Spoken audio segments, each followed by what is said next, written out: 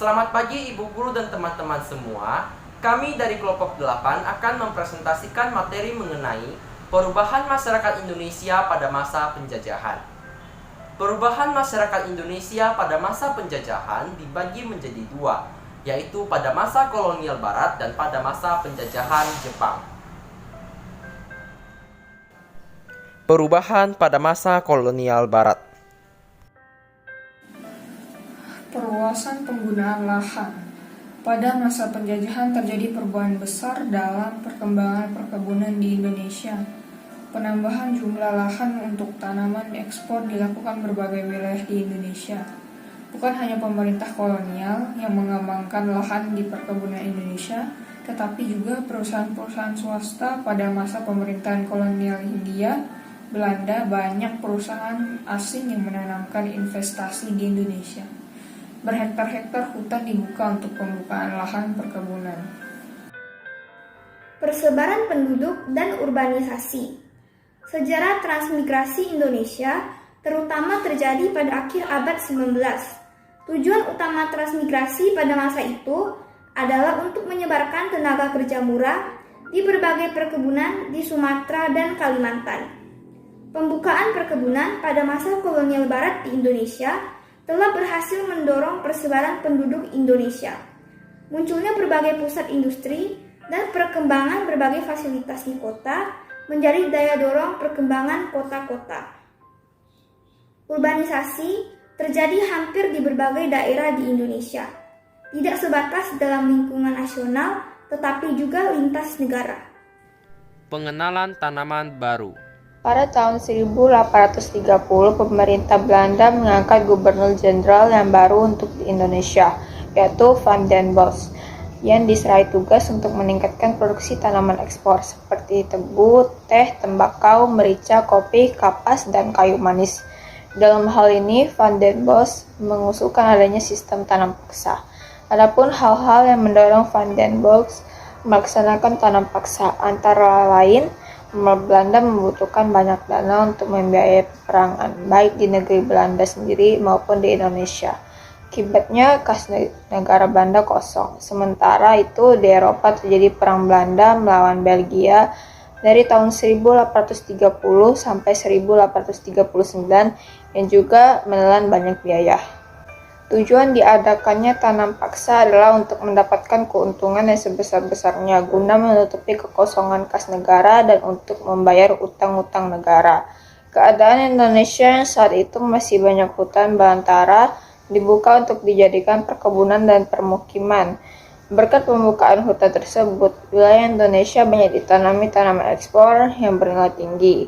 Pengaruh pemerintah kolonial Barat di satu sisi memiliki pengaruh positif dalam mengenalkan berbagai tanam dan teknologi dalam pertanian dan perkebunan.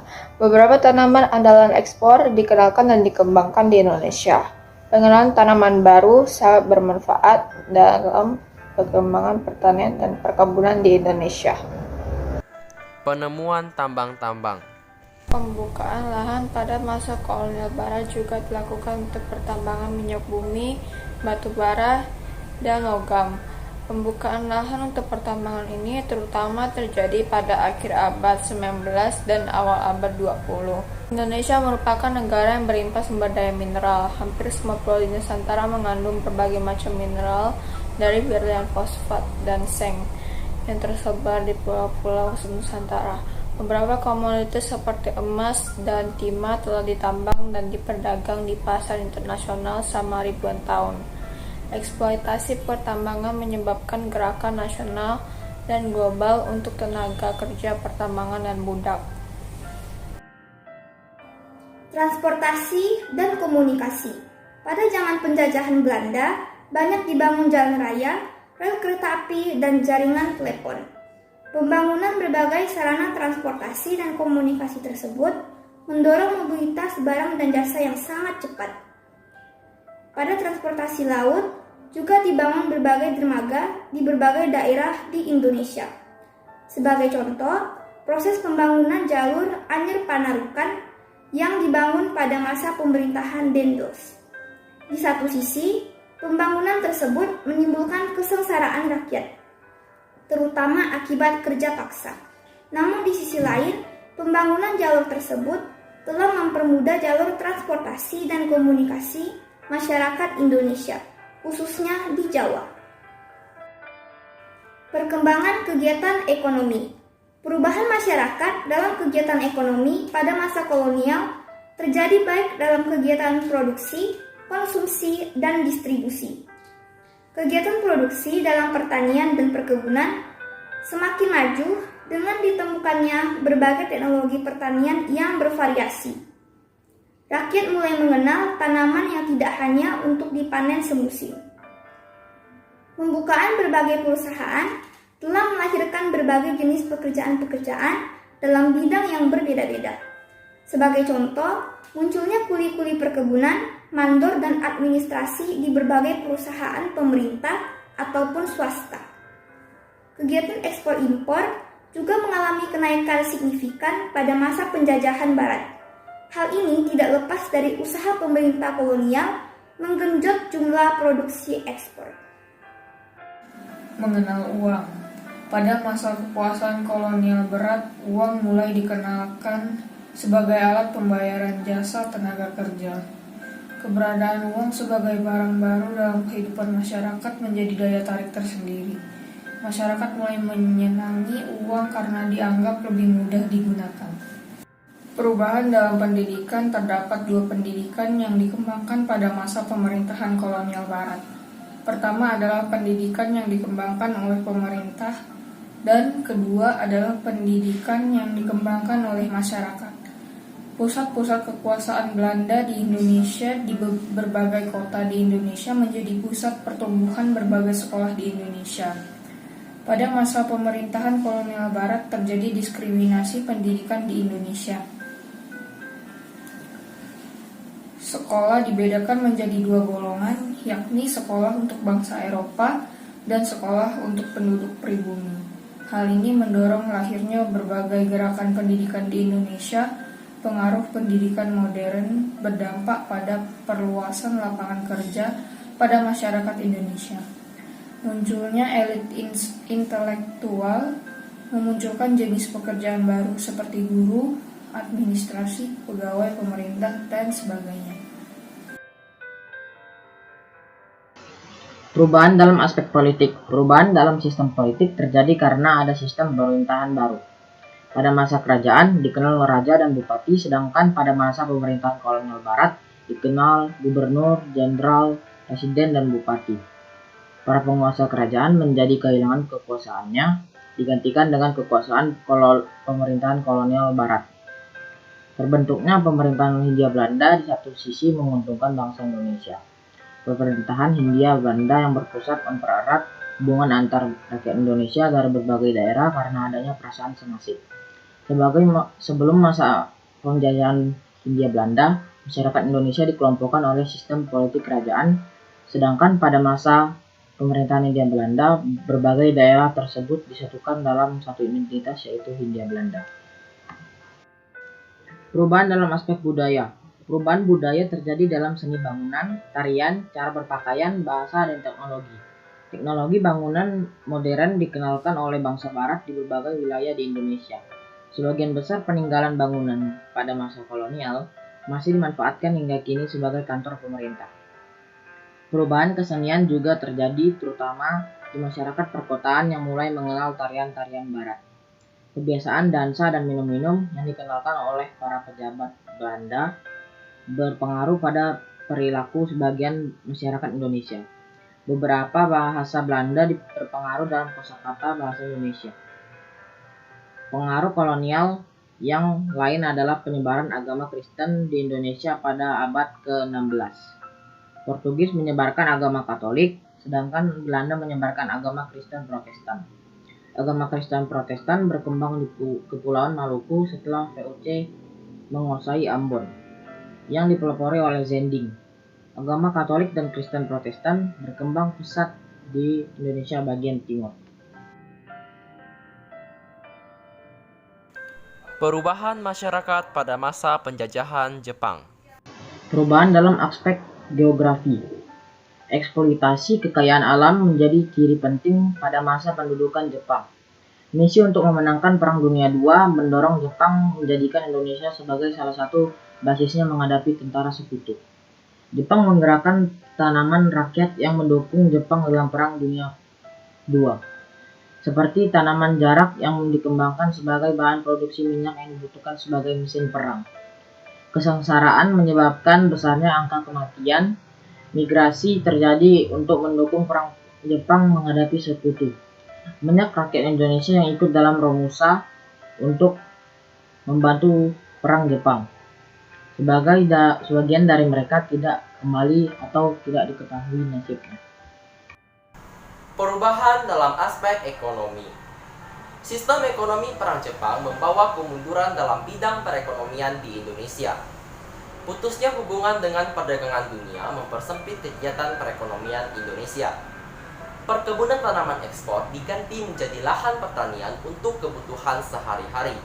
Bahan makanan sulit untuk didapat karena banyak petani yang menjadi romusa. Barang-barang keperluan hidup dan obat-obatan juga sulit untuk diperoleh karena jumlahnya sedikit. Sulitnya untuk mendapatkan bahan-bahan pakaian membuat rakyat Indonesia menggunakan pakaian yang terbuat dari karung goni. Wajib setor pajak dan tingginya pajak pada masa pendudukan Jepang menyebabkan terjadinya kemiskinan yang luar biasa dan angka kematian yang tinggi. Kemiskinan yang luar biasa berakibat pada penyakit-penyakit sosial lainnya. Gelandangan, pengemis, dan kriminalitas semakin berkembang akibat lemahnya kekuatan ekonomi rakyat. Perubahan dalam aspek pendidikan.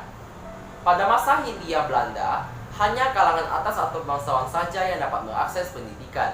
Sedangkan pada masa pendudukan Jepang, semua kalangan dapat mengakses pendidikan walaupun sistemnya berfokus pada kebutuhan perang. Walaupun pendidikan dapat diakses oleh semua kalangan, namun kegiatan pendidikan dan pengajaran menurun karena jumlah sekolah menurun drastis. Contohnya, gedung sekolah dasar menurun dari 21.500 menjadi 13.500 buah, dan gedung sekolah lanjutan menurun dari 850 menjadi 20 buah. Kegiatan perguruan tinggi juga macet. Pengenalan budaya Jepang dilakukan di berbagai sekolah di Indonesia. Bahasa Indonesia menjadi bahasa pengantar, sedangkan bahasa Jepang dan sejarah Jepang menjadi mata pelajaran wajib di sekolah. Tradisi budaya Jepang dikenalkan ke sekolah-sekolah mulai dari tingkat yang rendah. Para siswa digembleng untuk bersemangat Jepang atau Nippon Seishin. Para siswa wajib menyanyikan lagu kebangsaan Jepang, Kimigayo, menghormati bendera Hinomaru, serta melakukan gerak badan atau taiso dan penghormatan kepada Dewa Matahari dengan membukukan badan ke arah matahari terbit atau seikere. Jepang juga menerapkan sistem jenjang pendidikan formal di Indonesia seperti di Jepang, yaitu sekolah dasar atau SD selama 6 tahun, sekolah menengah pertama atau SMP selama 3 tahun, dan sekolah menengah atas atau SMA selama 3 tahun. Perubahan dalam aspek politik. Propaganda Jepang berhasil memengaruhi masyarakat di Indonesia. Dengan alasan untuk membebaskan bangsa Indonesia dari penjajahan Belanda, Jepang mulai mendapati simpati rakyat. Dengan kebijakan yang kaku, keras secara politik organisasi, pergerakan yang pernah ada sulit pengembangan aktivitasnya. Bahkan Jepang melarang dan membubarkan semua organisasi pergerakan politik yang pernah ada di masa kolonial Belanda. Hanya MIAI yang kemudian diperbolehkan hidup karena organisasi ini dikenal sangat anti budaya barat, yaitu Belanda. Kempeitai selalu memata-matai gerak-gerik organisasi pergerakan nasional. Akibatnya, muncul gerakan-gerakan bawah tanah. Jepang berusaha mendapatkan simpati dan dukungan rakyat dan tokoh-tokoh di Indonesia atas kekuasaannya di Indonesia. Akibatnya, hal ini menimbulkan beragam tanggapan dari para tokoh pergerakan nasional. Kelompok pertama adalah kelompok yang masih mau bekerja sama dengan Jepang, tetapi tetap menggelorkan pergerakan nasional. Para tokoh ini adalah mereka yang muncul dalam berbagai organisasi bentukan Jepang. Adapun kelompok kedua adalah mereka yang tidak mau bekerja sama dengan pemerintahan Jepang dan melakukan gerakan bawah tanah. Pada masa akhir pendudukan Jepang, terjadi revolusi politik di Indonesia, yakni kemerdekaan Indonesia. Peristiwa proklamasi kemerdekaan tanggal 17 Agustus 1945 menjadi momen penting perjalanan sejarah Indonesia selanjutnya. Kemerdekaan telah membawa perubahan masyarakat dalam segala bidang. Perubahan dalam aspek budaya. Jepang mengajarkan ajaran Shintoisme kepada masyarakat Indonesia. Pengaruh kebiasaan menghormat matahari dan menyanyikan lagu Kimigayo menimbulkan perlawanan di berbagai daerah. Mereka menolak kebiasaan menghormat matahari. Pemerintah Jepang mendirikan pusat kebudayaan yang diberi nama Keimin Bunkei Shidoso. Lembaga ini digunakan oleh Jepang untuk mengawasi dan mengarahkan kegiatan para seniman agar karya-karya yang dihasilkannya tidak menyimpang dari kepentingan Jepang.